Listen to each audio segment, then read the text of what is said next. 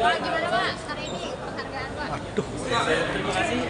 Jadi ini merupakan akhir ya untuk tahun 2025 dari penilaian kinerja sampah nasional kita. Tentu belum seluruhnya sempurna tata cara penilaiannya, tetapi kita berupaya untuk sekomprehensif mungkin. Jadi kita tidak menilai di mukanya kota atau mukanya kabupaten, kita langsung di belakangnya, di dapur, sungai, dan seterusnya. Sehingga sampai hari ini secara nasional belum satupun kabupaten kota yang memenuhi syarat untuk didekati dengan kota bersih itu ada kurang. Paling tinggi dari pelaksanaan tata kelola sampah hanya pada sertifikat menuju kota bersih. Jadi itu dipredikasi pada 35 kabupaten kota. Yang terbaik satu untuk klaster kota itu Surabaya, kemudian terbaik dua Balikpapan, hanya dua terbaik. Kemudian untuk kabupaten, untuk klaster kabupaten sebaiknya ada di Ciamis. Itu bupatinya tadi di perjalanan sakit dan harus ke kemudian secara umum maka 120-an lebih ini masih dalam status kota sangat kotor, kota yang benar-benar tidak mengalokasikan atau belum mengalokasikan anggaran biaya dan perhatiannya di dalam penanganan sampah. Kemudian di atasnya ada kota 253, itu kota yang kotor, tadi yang sangat kotor, ini yang kotor, yang juga tentu mendapat perhatian kita semua. Jadi hampir seluruh kabupaten kota kita masih dalam upaya untuk mengakhiri untuk membedahi praktik-praktik pengelolaan sampah yang belum sempurna. Namun kita patut berbangga dengan kerja keras para bupati wali kota bahwa capaian sampah kita meningkat di 24% atau 25%. Jadi ini angka real ya, angka real berdasarkan survei di lapangan pada 471 kabupaten kota.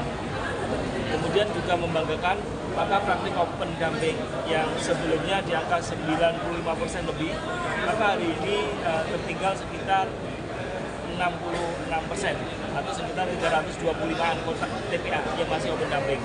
Kita memiliki target untuk mengakhiri praktik open dumping di seluruh tanah air di tahun 2026.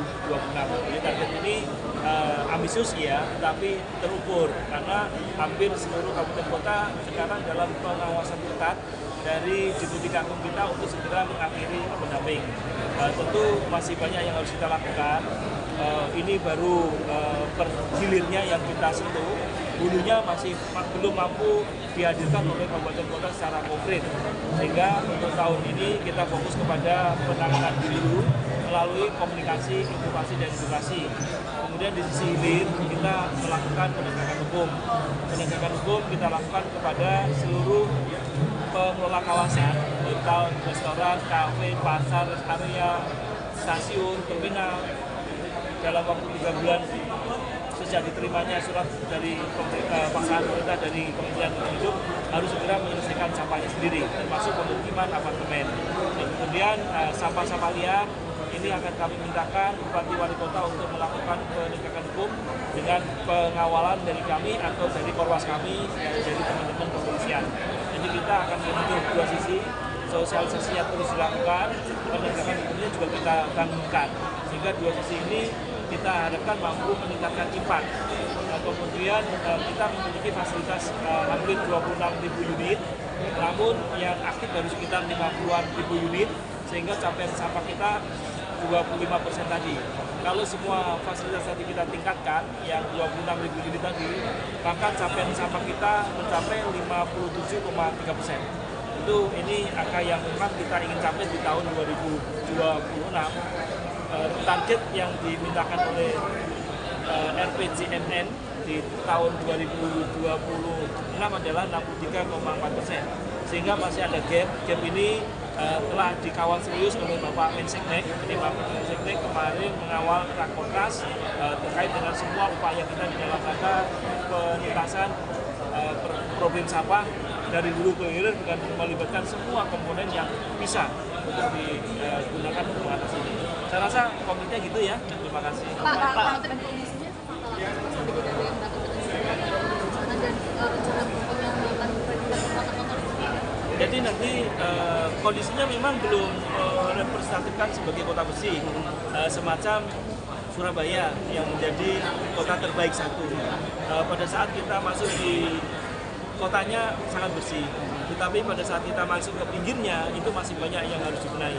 Sama dengan kota Balikpapan. Kota Balikpapan ini koridornya sangat bersih, tetapi kita masuk aja di kampungnya, katakanlah 200 meter dari jalan protokol, maka kondisinya tidak bagus. Sehingga itu yang harus dibenahi. Sehingga sampai hari ini belum ada satupun kabupaten dan kota yang berhak mendapat predikat bersih, kota bersih. Pak, yang target pendamping stop tahun 2008 Pak, itu strategi apa sih Pak? Apakah optimis bisa mencapai itu Pak? Ya, terima kasih. Jadi hari ini praktek open damping kita bukan ditutup TPA-nya, tetapi diakhiri prakteknya. Jadi prakteknya diakhiri dengan melakukan control and fill, yaitu TPA di minyak tanah atau geotekstil dan seterusnya. Kenapa kita yakin? Maka seluruhnya telah diberikan sanksi administrasi pelaksanaan pemerintah. Dari 485 yang kita berikan, ini sudah tinggal 66% tadi, atau sekitar 325 TPA yang sudah yang masih open damping. Namun dari 325 itu yang memang benar-benar pendamping itu hanya sekitar 44 atau 40 ya, sekitar 40-an, 40 TPA. Nah, ini juga telah memasuki masa penyelidikan. Beberapa kota besar juga telah memasuki penyidikan. Jadi penyidikan itu TPA Suwung, kemudian TPA Bantar Gebang. Jadi Bantar Gebang sudah memasuki masa penyidikan. Kemudian untuk kota yang memasuki masa penyidikan yaitu kota Denpasar dan Kabupaten Badung. Kemudian sekarang kita sedang melakukan penyelidikan serius untuk Tangerang Selatan. Jadi kota-kota yang problem dengan sampahnya kita geser pendekatannya ke pendekatan hukum untuk memastikan bahwa langkah ini benar-benar tersistematis dengan kuat. Himbauan-himbauan semua tata laksana telah kami berikan, maka penegakan hukum harus menjadi pilar juga di dalam rangka memacu itu. Sehingga asumsi kita kenapa kita optimis, karena yang tertinggal open damping penuh itu hanya 40-an 4 TPA, dan hari ini sudah mulai dipanggil-panggil untuk mempercepat itu. Ya. Pak, tolong yang sisadanya Pak. Di Sadane ini sekali lagi kami masih menunggu hasil lab yang terkait dengan pestisida, karena lab pestisida ini di bawah pengawasan dari Kementerian Pertanian. Labnya itu khusus, ada 2 lab, yaitu lab IPB dan saya lupa namanya. Ini memerlukan waktu agak lama untuk yang parameter pestisida. Di Kementerian Menhub kita belum memiliki parameter itu. Mungkin ke depan kita akan lengkapi sejak kejadian ini. Tapi kita memiliki lab-lab pertanian yang bisa menangkap parameter itu. Kita dijanjikan tanggal 25 baru keluar itu. Ini sekarang tanggal berapa ya? Mungkin hari ini kita akan tanyakan apakah sudah keluar itu. Kalau itu sudah keluar, maka kita akan memasukkan besaran komponen variabel itu di dalam modeling kita, dan ini kita akan langsungkan melakukan gugatan perdata ya pada kasus Cisadane maupun FOFAK yang yang udara gas orange ya, di Cilegon. Pak, soal Adaro dan Akhir Pak yang menjadi penyebab banjir di Kalsel Pak, itu lanjutannya seperti apa sekarang Pak? Apa sudah ada sanksi Pak? Sanksinya sedang berjalan cukup besar ya. Sebenarnya memang semua ini perlu ditentukan ya. Jadi kita memiliki 1.358 unit ekstraksi batu bara dan nikel yang saat ini sedang kita evaluasi. Sampai hari ini baru selesai 250 unit. Dari 250 unit ini yang kita bekukan izin lingkungannya ada sekitar 80, tapi itu sangat bertambah karena kita evaluasi. Nah, termasuk yang diindikasi menjadi kontributor banjir. Kemudian yang dari Kalimantan Selatan kita sudah dulukan, jadi saat ini sedang gugatan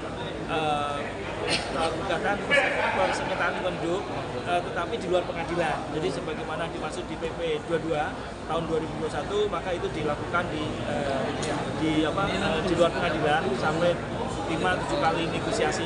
Bila mana tidak, maka kemudian tidak tercapai akan digeser ke pengadilan. Kalau masih proses di luar pengadilan? Iya, di luar pengadilan.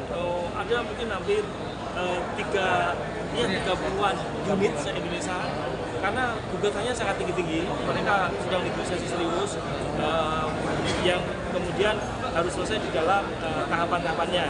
Namun juga ada yang sudah memasuki sidang di pengadilan. Saya kira dari hampir 30 lebih itu kita ada kalah di pengadilan negeri 2 atau 3 kasus. Yang lainnya menang sampai di tingkat pengadilan tinggi dan sekarang sedang menunggu kasasi ataupun bandingnya. Jadi ini segera terus dilakukan kita. Mungkin penerimaan negaranya akan cukup sangat besar ya, karena mungkin hampir 5-6 triliun itu kita akan peroleh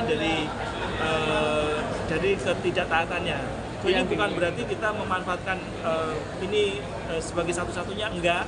Ini deterren efeknya memang kita harapkan akan menggema sehingga yang lain akan berhati-hati. Jadi ini sedang berjalan semuanya ya saya kira. Jadi kita akan terus melakukan pada 14 provinsi kritis ya, ada 14 provinsi kritis yang memiliki tambang batu bara dan nikel yang cukup besar. Ini sedang kita evaluasi, sampai hari ini terlaporkan sampai tadi malam baru sekitar 250. Jadi hasil analisa dipanggil penanggung jawabnya, kemudian disusun berita acara temuan lapangan. Setelah itu digeser ke penegakan hukum. Oleh penegakan hukum diberikan sanksi administrasi paksaan pemerintah untuk audit lingkungan dan penetapan sanksi gugatan perdatanya. Jadi ini sedang berjalan di semuanya, tidak ada kecuali Bapak Presiden Prabowo melalui Satgas PKH Pak Syafri Syamsuddin memerintahkan ada semua berlaku sama, tidak boleh ada yang toleransi dan ini harus dilakukan bersama. Oke, cukup. Pak Hanif berunding PSL dari bulan Maret. Ya nanti teman-teman dari Dana ya dan kami sudah memverifikasi administratifnya. Selanjutnya menjadi tugas Dana Tanah untuk membangunnya. Setelah dibangun baru kami membangun. Ya, itu ya. Oke Pak, terima kasih Pak. Ya.